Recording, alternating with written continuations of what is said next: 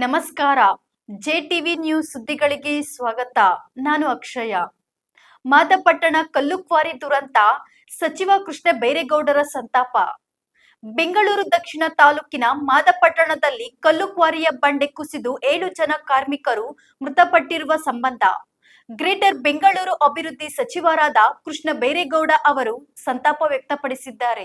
ಘಟನೆಯ ಸ್ಥಳಕ್ಕೆ ಭೇಟಿ ನೀಡಿ ಪರಿಶೀಲನೆ ನಡೆಸಿದ ಬಳಿಕ ಆಸ್ಪತ್ರೆಗೆ ತೆರಳಿ ಗಾಯಾಳುಗಳ ಯೋಗಕ್ಷೇಮವನ್ನು ಸಹ ವಿಚಾರಿಸಿದ್ದಾರೆ. ಈ ದುರ್ಘಟನೆಯಲ್ಲಿ ಪ್ರಾಣ ಕಳೆದುಕೊಂಡ ಕಾರ್ಮಿಕರ ಕುಟುಂಬಗಳ ಪರವಾಗಿ ನಮ್ಮ ಸರ್ಕಾರ ಇರಲಿದ್ದು ಎಲ್ಲಾ ರೀತಿಯ ನೆರವು ಮತ್ತು ಸಹಕಾರವನ್ನು ನೀಡಲಾಗುವುದೆಂದು ಈ ಮೂಲಕ ಭರವಸೆ ನೀಡಿದ್ದಾರೆ.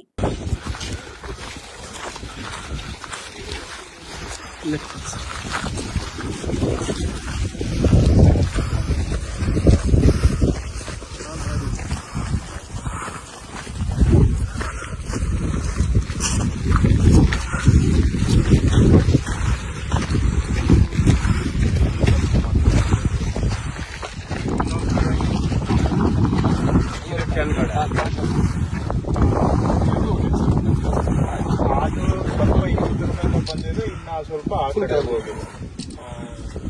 ಸೊ ಈಗ ಇಲ್ಲಿ ಬಿದ್ದಿರೋದು ಎಷ್ಟು, ಕೆಳಕ್ಕೆ ಹೋಗಿರೋದು ಎಷ್ಟು? 7 ಜನ ಸ್ಪಾಟ್ ಆಗಿದ್ದಾರೆ, 5 ಜನ ಹಿಂದೂ ಹಾಸ್ಪಿಟಲ್, 4 ಜನ ಎಸ್ಕೇಪ್ ಆಗಿದ್ದಾರೆ.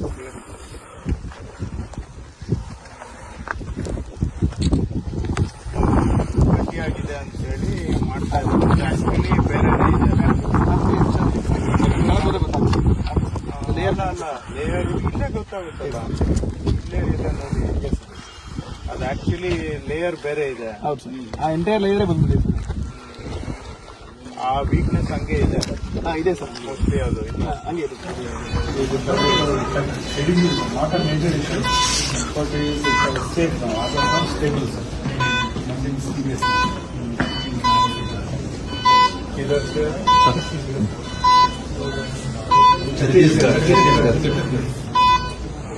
इधर कितने साल से कम? 3 साल।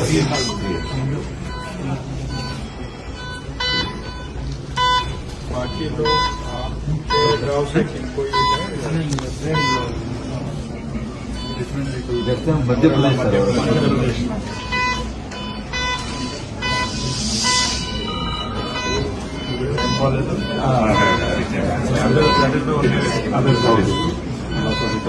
crushing injury, open crush syndrome.